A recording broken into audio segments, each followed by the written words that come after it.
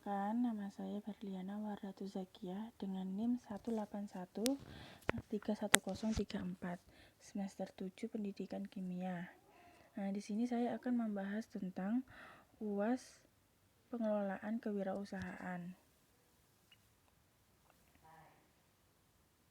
Untuk soal yang pertama, jelaskan mengapa wirausaha bidang pendidikan penting dilakukan. Wirausaha di bidang pendidikan ini merupakan salah satu cara untuk mengatasi jumlah kemiskinan yang relatif tinggi. Para wirausahawan ini memerlukan keberanian untuk memulai suatu usaha atau berwirausaha. Menurut Van Breck dan Versloot mengatakan bahwa kewirausahaan ini sering dikatakan untuk mengembangkan pertumbuhan ekonomi, inovasi, pekerjaan, dan kreasi usaha. Wirausahawan adalah seorang yang dapat mengembangkan produk atau ide-ide yang baru dan dapat membangun bisnis dengan konsep yang baru. Yang kedua, jelaskan langkah yang ditempuh dalam membuat rencana mendirikan usaha bimbingan belajar dan pengadaan bahan ajar sumber belajar. Yang pertama, langkah yang ditempuh. Yang pertama, pastikan lokasi yang dipilih merupakan lokasi yang ideal dan tepat untuk membangun suatu usaha bimbingan belajar. Pastikan lingkungan yang ada di lokasi tersebut sedikit pesaingnya.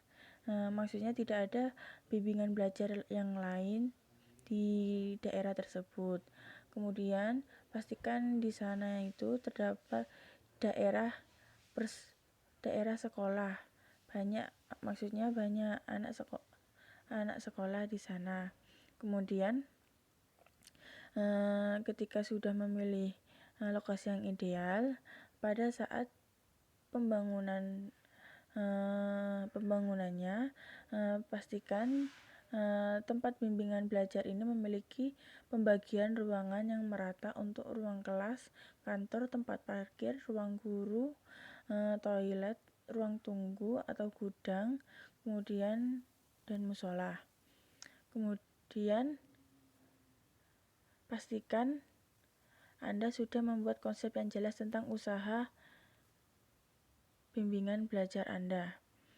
Yang ketiga, pastikan bahwa Anda membuat konsep pemasaran yang bagus agar banyak orang yang tertarik oleh usaha Anda. Yang keempat, ada baiknya Anda juga merancang satu keunggulan yang spesial ketika memulai suatu usaha bimbingan belajar. Yang selanjutnya, langkah-langkah untuk pengadaan bahan ajar. Yang pertama, ada mengidentifikasi faktor yang ada pada kompetensi dasar dan standar kompetensi. Yang kedua, menentukan jenis bahan ajar yang cocok. Yang ketiga, menentukan referensi bahan ajar. Yang keempat, menggunakan sumber belajar yang dapat memperkaya materi.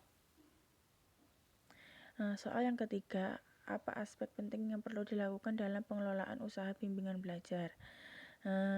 Di antaranya, yang pertama mempersiapkan tempat untuk bimbingan belajar, yang kedua mempersiapkan tenaga pengajar atau SDM, yang ketiga mempersiapkan marketing yang tepat, yang keempat mempersiapkan administrasi, dan yang kelima harus mempersiapkan pengelolaan uang dengan baik. Yang keempat, mengapa aspek guru efektif sangat penting dalam bimbingan belajar. Dalam kegiatan pendidikan, guru memegang peranan yang sangat penting dalam mengembangkan kecakapan atau kepribadian dari masing-masing siswa.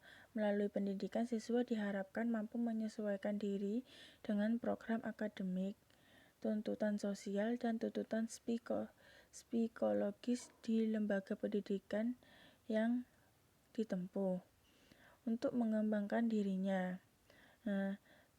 Tidak setiap siswa memiliki kemampuan untuk mengatasi persoalan yang terkait dengan belajar. Seringkali kemampuan itu mesti difasilitasi oleh guru dan guru pembimbing untuk dapat direalisasikan. Yang kelima, jelaskan strategi promosi bimbingan belajar dan pengadaan bahan ajar. Untuk promosi ini merupakan kegiatan mengkomunikasikan penjualan produk di pasaran yang berhubungan langsung dengan masyarakat.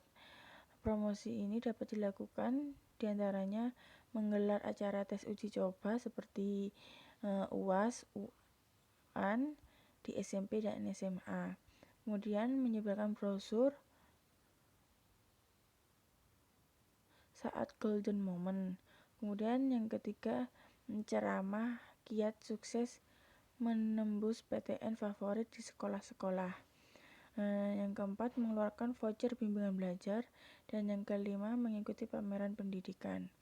Kemudian untuk bahan ajar ini merupakan salah satu komponen yang sangat berperan dalam sebuah sistem pembelajaran. Penggunaan bahan ajar yang tepat akan dapat memfasilitasi bahan proses belajar yang pada akhirnya dapat membantu peserta didik untuk mencapai hasil yang diinginkan. Cara yang pertama dengan memanfaatkan modifikasi bahan ajar yang telah ada. Yang kedua, memproduksi bahan ajar baru sesuai dengan untuk memfasilitasi terjadinya proses pembelajaran pada diri peserta didik. Yang ketiga, pendidik dan instruktur dapat juga membeli bahan ajar dari sumber-sumber komersial penyedia bahan ajar. Yang keenam, apa yang perlu dilakukan dalam aktivitas dalam bentuk customer service? Yang pertama, peran dari customer service ini sebagai humas, sebagai media penjual, penjaga kepercayaan pelanggan, dan sebagai entry data. Kemudian untuk kemampuan yang harus dimiliki oleh customer service ini, komunikasi yang bagus terhadap pelanggan, kemudian mengetahui tentang produk yang dipasarkan, kemudian manajemen waktu yang baik.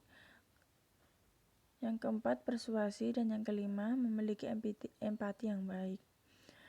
Kemudian untuk deskripsi pekerjaan seorang customer ini diantaranya komunikasi dengan klien dan pelanggan mengenai pelanggan mereka menggunakan produk atau jasa dari perusahaan.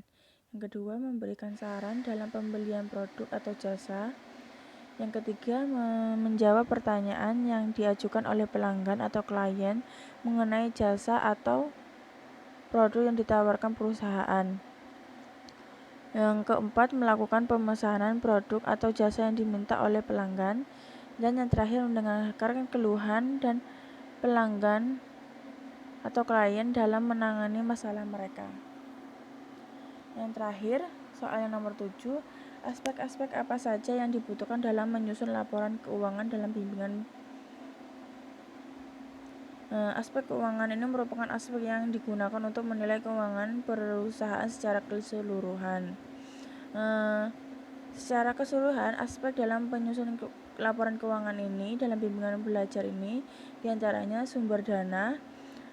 Sumber dana ini yang terdiri dari modal asing atau modal pinjam dan modal sendiri. Yang kedua, biaya kebutuhan investasi. Yang ketiga, biaya pemasukan. Yang keempat, laporan laba atau rugi. Yang kelima, benefit cost. Dan yang terakhir, return of investment. Sekian presentasi dari saya tutup dengan terima kasih.